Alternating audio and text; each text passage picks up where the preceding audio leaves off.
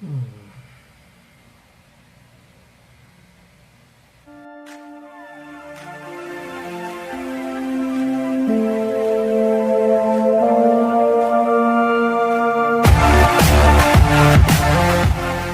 What's up, everyone?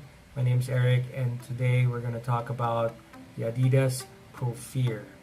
Now, I don't know about you guys, but this shoe actually grew into me.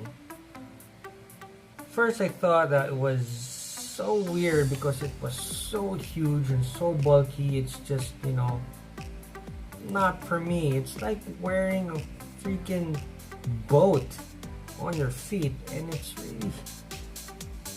bulky and it's weird and it's fugly, and I don't know about it.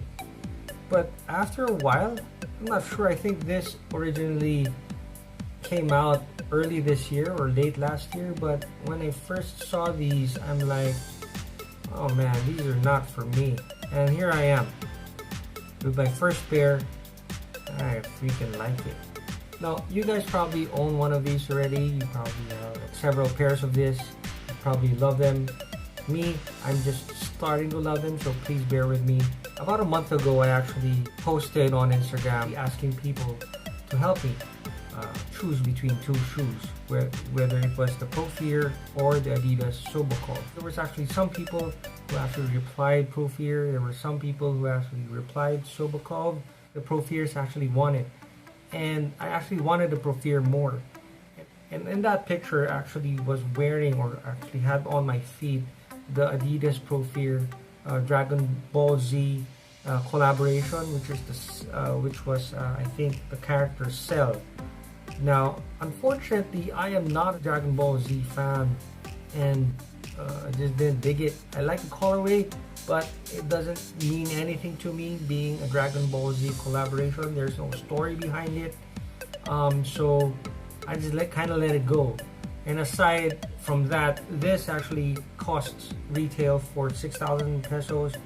The Adidas Dragon Ball Z collaboration on the Prophere actually costs 9,300 pesos, and that's a little bit too much for my taste for shoes that just starting to grow to like. Now, let's talk about the shoe more.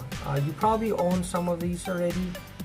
Maybe you're actually thinking of owning one, and you're probably wondering why I actually started liking it. If you take a look at the silhouette, it actually kind of looks like the silhouette of an Ultra Boost, right? Because of the high tongue, the booty construction, and also the heel that actually goes like this. Kind of like an Ultra Boost, right? Now, the main difference is it's freaking wide. It's a wide shoe. It's wide foot friendly, which is good for me. And I think it's also flat foot friendly because of an arch support over here on the medial side. The materials that are used here, they're actually very, very good because I think this is prime knit over here, so it's stretchy. So let's test that out. Yep, it's stretchy. All right. What I like about what they did here is because they have this stitching pattern over here at the toe box to give a little bit more durability to the shoe, so that your big toe won't just stick out when you wear the shoe out. They also used some leather panels on that side, on this side, to give more support for the lacing system, to give just lock in your foot over here. And as I mentioned, this comes in a booty construction, so this actually is a very, very nice shoe. Just to, if you're in a hurry, just slip it on just like the Ultra Boost and just go on your way. The midsole, however, has this spiky texture right here. Let me just tone down the lights for you to see. Just give me a second. Over here. So I hope that's visible for you guys when you're watching this. But if you look at the midsole, it has this spiky structure again, and it actually flows out to the outsole as well, and it's all over the place actually. And I'm not really sure if it's functional or just purely aesthetic. I'm really thinking that it's purely aesthetic, but it actually is a nice touch to give a bit more character to the shoe. On the outsole, we just have this thicker and more durable rubber on the heel part and also on the forefoot part, just to give more durability to the shoe. We can find more of those stitching patterns on the heel, I think, just to give it more firmness. When you pull your foot in, it gives a more firmness, a more better grip for the wearer. There is also some sort of a pull tab here at the tongue, and I'm just discovering that this is actually elastic. This is garterized, and yeah, see, I think this actually helps also when you're pulling your foot in this shoe with that kind of motion. So branding wise, you can see the Adidas Originals logo here on top of the tongue tab, and also here on the heel of the shoe. The heel counter is actually made out of leather, and it's actually very nice touch as well. But this fin like protrusion here, I'm not really sure what that's for. Maybe to give more aerodynamics, or I'm not really sure, but I'm pretty sure that similar to the spiky texture, it's just really for aesthetics. I've yet to test out the shoe, but looking at the shoe right now, I really like the colorway. I like the way it's being constructed, and it's just fun to look at. Well, the first time I saw these on shelves, they're like, what were they thinking? And the more that I saw these on people that I see on the street just walking by and wearing these, man, they actually look good on feet.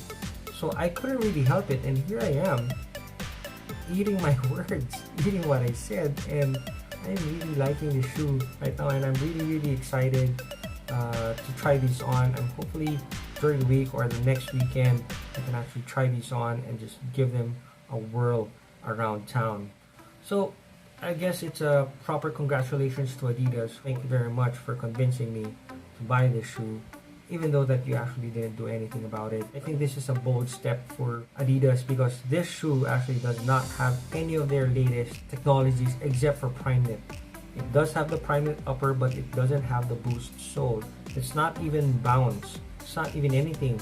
So it's really outside proprietary technology in terms of midsoles and outsoles. But then again, look at that. It's actually working, and I think this is a shoe that they can actually market continuously, even if, you know, Boost actually goes, you know, just dies down. So yeah, I think that's all about everything that I can actually say about this shoe. I will try these on feet very soon. Please watch my Instagram for more pictures of the shoe. If you like the content, please do click the subscribe button below. If you do like more pictures as well, please do subscribe to my Instagram. It's at the Buy Next Door. Please do follow me there, because I post more content there because it's easier. Making videos is so hard, man. It's so hard. And this is actually my 6th take for this video. But in any case, enough about the boring stuff. Thank you very much for tuning in. See you on the next one.